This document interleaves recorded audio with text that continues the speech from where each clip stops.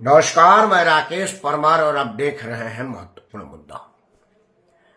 महत्वपूर्ण मुद्दे की शुरुआत करने से पहले एक महत्वपूर्ण सूचना दे दूं कि आपको जातीय जनगणना के जाल में उलझाकर सरकारें अब आप पर जजिया कर लगा दी हैं।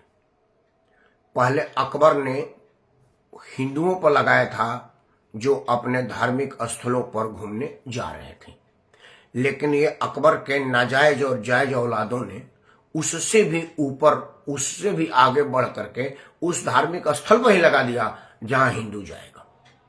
मतलब अकबर के आधुनिक औलादों को यह डर था कि हो सकता है कोई इधर उधर से जाए और छूट जाए, हो सकता है पकड़ में ना आए, 4 आदमी बता करके 5 आदमी चला जाए तो कैसे पकड़ेंगे। फिर उन्होंने कहा कि भाई जाएगा तो हिंदू धर्मस्थल पर ही ना, तो उसी पर टैक्स लगा दिया जाए। अब कर्नाटक में सिद्धारमैया सरकार ने 10% अतिरिक्त कर लगा दिया है सभी मंदिरों पर, जिनकी कमाई मोटी होती है, लेकिन इनकी सोच बहुत छोटी है। हिंदू को जितना दबाओगे उतना ही उठेगा, क्योंकि राम काज किए बिना मोह कहाँ विश्राम। मैं तो विश्राम नहीं करने जाऊंगा जब तक आपकी कलई आपके सामने ना खोल दूं। खैर, हिंदू धर्मस्थलों पर कर लगाने के लिए अगर कर्नाटक सरकार दोषी है तो उस पर चुप रहने के लिए भाजपा सरकार भी उतना ही दोषी है। आज बात की भ्रष्टाचार कितने प्रकार के होते हैं और किसको भ्रष्टाचारी कहा जाए। अभी दुनिया में एक ही नाम सबसे ज्यादा प्रचलित है, देश दुनिया में सर्वाधिक लोकप्रिय जननायक नरेंद्र मोदी भारत के यशस्वी प्रधानमंत्री हैं और भाजपा के सर्वमान्य इकलौते नेता हैं। हालांकि कुछ लोग हैं जो अपने मेहनत से, अपने कर्म से और अपने राजनीतिक कौशल से, कुशल प्रशासनिक क्षमता, दक्षता से मोदी का मुकाबला करने के लिए रोज तेजी से बढ़ रहे हैं और कई जगह तो उनकी लोकप्रियता मोदी से भी ऊपर हो गई है, आप माने या न माने। लेकिन मैं आज चर्चा सिर्फ उसकी करूंगा जिसके इर्द गिर्द राजनीति घूम रही है, वो है नरेंद्र मोदी। मैं टीवी चैनल पर बहस में भाग ले रहा था, कई राजनीतिक दल के प्रवक्ता थे। हुआ कि भाई नरेंद्र मोदी के विरुद्ध सब लोग इकट्ठा हो रहे हैं, क्या कर पाएंगे और इससे क्या होगा। नरेंद्र मोदी पर कोई भ्रष्टाचार का आरोप नहीं है। मैंने भी कहा कि भाई मोदी के विरुद्ध लोग इकट्ठा हो रहे हैं, वो क्या करेंगे तब जब नरेंद्र मोदी के खिलाफ कोई भ्रष्टाचार का आरोप लग ही नहीं पाया, ना तो उनके पूरे मंत्रिमंडल पर लग पाया। असल में सरकार बदलती तब है जब जनता में सरकार के खिलाफ माहौल बन जाए और कोई बड़ा घोटाला, कोई बड़ा कांड उसके ऊपर चस्पा हो जाए और छूटे ना छूटे, दाग ऐसी हो कि लाख छुड़ा ना छूटे, जनता उस दाग को देखे, महसूस करे, समझे। राजीव गांधी 415 सीट लेकर के आए थे, विश्वनाथ प्रताप ने उन पर बोफोर्स का एक दाग लगाया, उनकी सरकार चली गई। मनमोहन सिंह साहब मिस्टर क्लीन की छवि लेकर के आए थे, नरेंद्र मोदी ने उनको कहा था कि रेन कोट पहन करके कैसे नहाया जाता है, ये मनमोहन सिंह से सीखिए कि भ्रष्टाचार की बारिश में एक छींटा भी अपने देह पर ना पड़ने दिया हो। उस छींटा प्रूफ आदमी की भी सरकार चली गई। विपक्ष ने उन पर 2G, 3G, जीजा जी, कोल जी, फलाना जी का आरोप लगाया। मनमोहन सिंह की सरकार चली गई। अब नरेंद्र मोदी की पिछले 10 साल से सरकार है और 10 साल से कोई भ्रष्टाचार इनके ऊपर नहीं लगा है। भ्रष्टाचार लगाने वाले की क्रेडिबिलिटी भी नहीं थी, क्योंकि राहुल गांधी के पिता जो एक बोफोर्स के इल्जाम पर सरकार से हाथ धो बैठे थे, वो राफेल चिल्ला रहे थे और जनता राहुल फेल समझ रही थी। यह जनता के मन में नेता का भरोसा है। राजीव गांधी का भरोसा उतना कायम नहीं था, नरेंद्र मोदी का कायम है। अब आप कहेंगे कि नरेंद्र मोदी पर कोई भ्रष्टाचार नहीं, मतलब नरेंद्र मोदी मिस्टर क्लीन के दूसरे अवतार हैं। मैं कहूंगा नहीं। नरेंद्र मोदी पर मेरे हिसाब से भ्रष्टाचार बनता है कि नहीं बनता, मैं बात आपके सामने रखूंगा और आप इसका निर्णय लीजिएगा। शुरुआत करते हैं नरेंद्र मोदी से। नरेंद्र मोदी पर किसी तरह की सरकारी भ्रष्टाचार का इल्जाम बेशक ना हो, मतलब किसी काम में घूस लेने का आरोप ना लगा हो या आरोप ना खुला हो या किसी को पता ना लगा हो, तीनों एक ही श्रेणी में आता है। क्योंकि चोर तब तक चोर नहीं है जब तक चोरी करते पकड़ा न जाए। अगर कोई चोर चोरी कर रहा है, धरले से कर रहा है, रोज कर रहा है और पकड़ में नहीं आ रहा है तो वो चोर नहीं है। क्योंकि चोर को चोर कहने से पहले चोरी करते हुए पकड़ना बड़ा जरूरी है। नरेंद्र मोदी के पक्ष में ये जाता है। अगर वो चोर है भी तो पकड़े नहीं गए तो वो चोर नहीं है, मैं यही मानता हूं। लेकिन क्या इससे एक इस बात से कि नरेंद्र मोदी के ऊपर कोई चोरी का इल्जाम नहीं लगा या चोरी करते पकड़े नहीं गए तो ईमानदार है? दूसरा तरफ नरेंद्र मोदी ने विदेश में पैसा लेकर के भाग गए लोगों पर कोई कठोरतम कार्रवाई नहीं कर पाए। मोदी के 10 साल के कार्यकाल में विदेशी लोगों के खाते में पैसा जाने का प्रवाह बंद नहीं हुआ बल्कि और बढ़ गया। विदेश में जो काला धन जमा था जिसको लाने की जिम्मेवारी नरेंद्र मोदी लिए थे, लाना छोड़ दीजिए, भेजना भी रुका नहीं बल्कि बढ़ भी गया है। आप इसको क्या कहेंगे? दूसरा और सबसे जिस पर मुझे हाईली ऑब्जेक्शन है, माना कि नरेंद्र मोदी खुद भ्रष्टाचार नहीं किए, मान लिया, और मुझे भरोसा है कि वो भ्रष्टाचारी नहीं है, लेकिन एक बात का जवाब कौन देगा कि जिसको नरेंद्र मोदी स्वयं भ्रष्टाचारी कर रहे हैं अगले दिन उसको अपने पार्टी में शामिल कर ले रहे हैं। तो आज वो आपके पार्टी में है, आपका समर्थन में है, तो वो भ्रष्टाचार आपका भ्रष्टाचार नहीं हुआ। उसके भ्रष्टाचार को इंडोर्स कर रहे हैं तो आप खुद भ्रष्टाचारी नहीं हुए। भ्रष्टाचारी का मतलब ये थोड़े है कि आप खुद भ्रष्टाचारी हैं। कहा जाता है कि एसपी घूस अपने से नहीं लेता, सिपाही वसूल करके दे जाते हैं। कलेक्टर घूस अपने से नहीं लेता, क्लर्क वसूल कर दे जाते हैं।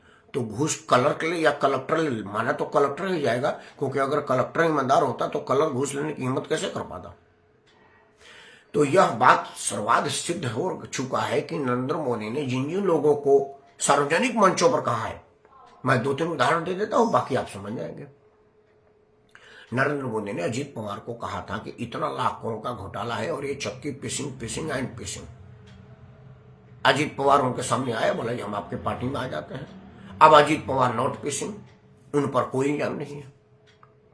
तकनीकी रूप से बेशक है कि जांच चल रहा है, केस चल रहा है, लेकिन जितनी तेजी से विपक्ष लोगों की गिरफ्तारी हो रही है, क्या अजीत पवार की भी उतनी जल्दी हो पाएगी? वही बात नारायण राणे की है, वही बात। और कि मैंने आपको कितना नाम रखूं? तो मेरा मानना है कि अगर आप ईमानदार हैं और आपने बेईमानों की टोली इकट्ठा कर लिया, बाहर से एक्सपोर्ट कर लिया है अपने में, तो आपको ईमानदार कहे जाना चाहिए। और क्या आप ईमानदार माने जाएंगे? क्योंकि बेईमानी खुद करे या बेईमानी दूसरों को करवाए या बेईमानों का संरक्षण दे, बात तो वही होगी। अब वीडियो बहुत लंबा ना करके 2 बातें और कह देता हूं जो नरेंद्र मोदी को थोड़ा बहुत डेंट डालता है। वह यह कि नरेंद्र मोदी आर्थिक बेईमानी के साथ साथ राजनीतिक बेईमानी के भी अपराधी हैं, दोषी हैं।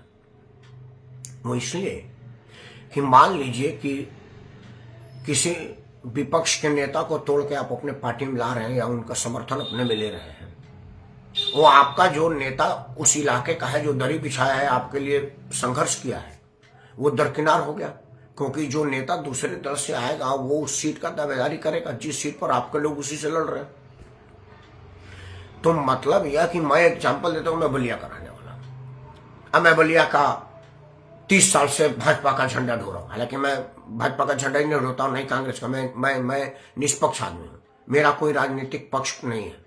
पहले एग्जाम्पल के लिए आपको बता रहा हूं। मैं बलिया से भाजपा का झंडा ढो रहा हूं और रोज भाजपा कर रहा हूं।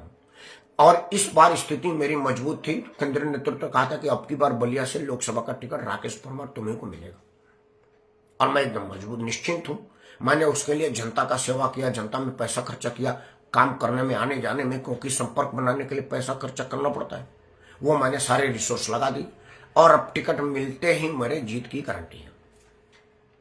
पता चला कि बलिया से जो सांसद हैं उन्होंने भाजपा ज्वाइन कर लिया या भाजपा के साथ कोलैबोरेशन हो गया।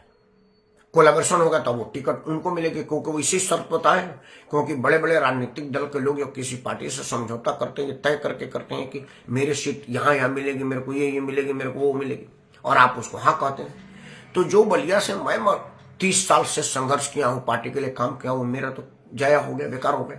वो नया आदमी आया और आकर के आपसे टिकट प्राप्त कर गया।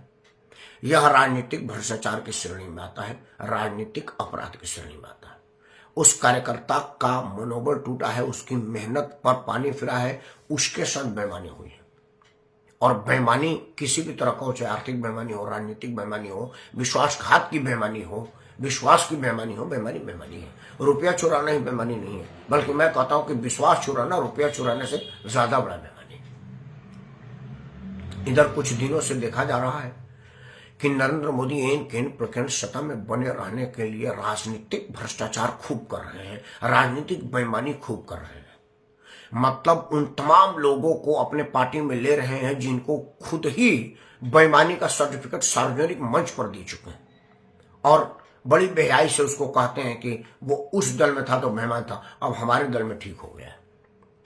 यह भाजपा के निचले स्तर के कार्यकर्ता, जिनके वजह से भाजपा जिंदा या कोई भी राजनीतिक दल जिंदा है, अपने ग्रामीण स्तर पे, अपने ब्लॉक स्तर के नेताओं के बल पर राजनीतिक पार्टी खड़ी होती है।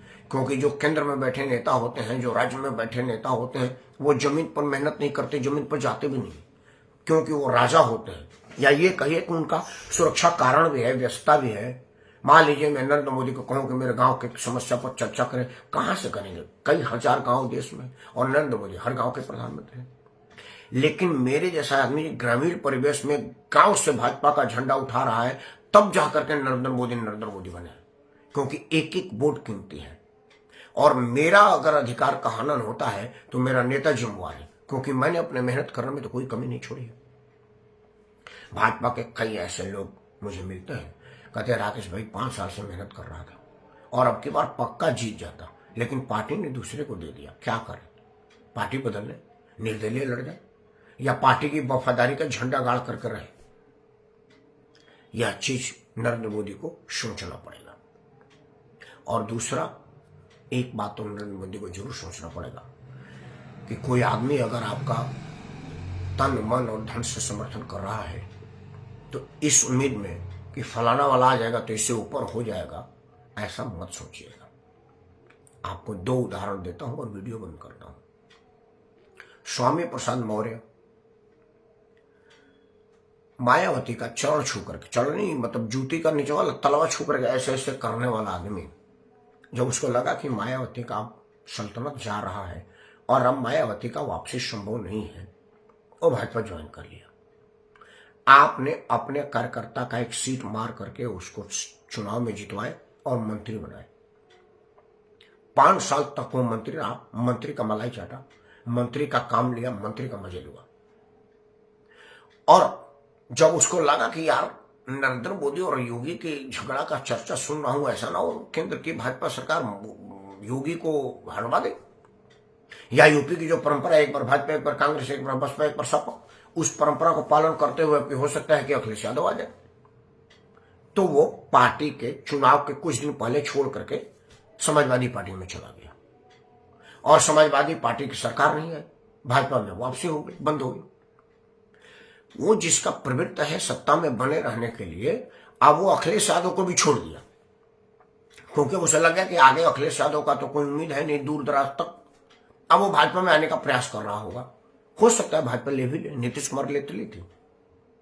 तो इन सब चीजों को देख करके लोगों का, आम पार्टी कार्यकर्ताओं का मनोबल टूटता है और पार्टी के शीर्ष नेतृत्व पर से भरोसा हटता है, जिसका ख्याल नरेंद्र मोदी को रखना चाहिए। आपने अपने पार्टी के वफादार कार्यकर्ता के जगह एक बाहर का भगोड़े को अपने पार्टी में लिए, अपने कार्यकर्ताओं का अधिकार मार करके उसको टिकट दिए, 5 साल तक मंत्री बनाए, 5 साल के बाद वो आपको गाली देता हुआ बाहर निकल गया। चाहे वो प्रकाश राजभर हो, दारा सिंह चौहान हो, या जो लोग हैं जो बाहर से आते हैं, उनको जगह आप एक बाहर के आए हुए आदमी को एमएलसी बना रहे हैं, राज्यसभा में एमपी बना रहे हैं, और अपने कार्यकर्ताओं को दरकिनार कर रहे हैं, और वो सिर्फ आपके स्वाभिमान के लिए, अपनी आन बान शान के लिए पार्टी नहीं छोड़ता है, तो यह उसके अधिकार का हनन है और राजनीतिक भ्रष्टाचार का एक प्रकार यह भी है। विचार इस पर जरूर करिएगा। मेरा अपना मानना है कि जो कार्यकर्ता विषम परिस्थिति में आपके साथ रहा है, क्योंकि ध्यान रहे कि सपा बसपा की सरकार जब थी तो इन कार्यकर्ताओं को पुलिस से पिटवाती थी, और अब पुलिस उसके साथ नहीं है तो वो खुद पीट रही है और ये कार्यकर्ता मार खा रहे हैं। और आप इनको समझा रहे हैं कि कोई बात नहीं, अपनी सरकार है, ज्यादा शोर शराबा मत करो, नहीं तो कानून व्यवस्था का केस उजागर हो जाएगा। जनता में मैसेज आएगा कि जब अपने कार्यकर्ता की जान नहीं बचा पा रहे हैं, सरेआम पीटे जा रहे हैं, तो हमारे क्या करेंगे। तो आपके इस लाश से वो चुप है। उसे कितना तकलीफ होगा कि जो उसको कूट रहा है आप उसी को वोट देने के लिए उसको कहेंगे, कितना मन पे असर पड़ा होगा, विचार जरूर करिएगा। राजनीतिक भ्रष्टाचार के प्रकार पर यह वीडियो आपको अगर पसंद आया हो तो सबसे पहले हाथ जोड़ के प्रार्थना है कि इस वीडियो को लाइक करें, चैनल को सब्सक्राइब करें और इसे अपने सभी समूह में साझा करें, ताकि जनता को ये समझ में आए कि किकबैक लेकर के बड़े बड़े ठेका देना ही बेईमानी नहीं है, बेईमानों को संरक्षण देना भी बेईमानी है, और अपने कार्यकर्ताओं का हक मार करके बाहर से बुलाए गए नेताओं को उनका हक देना भी बेईमानी ही है, चाहे यह राजनीतिक बेईमानी ही क्यों न कही है। बेईमानी बेईमानी है, विचार जरूर करिएगा। और मैं आपसे प्रार्थना करता हूं कि आप अपना मनोबल ना तोड़ें। आज नहीं तो कल मौका आपको जरूर मिलेगा। मेहनत करिए, फल भगवान देता है। गीता में कहा गया है कि कर्म किए जा फल की इच्छा मत करे इंसान, जैसा कर्म करेगा वैसा फल देगा भगवान। यह है गीता का ज्ञान, और आप स्वीकार करें राकेश कपड़ा। जय हिंद, वंदे मातरम, भारत माता की जय।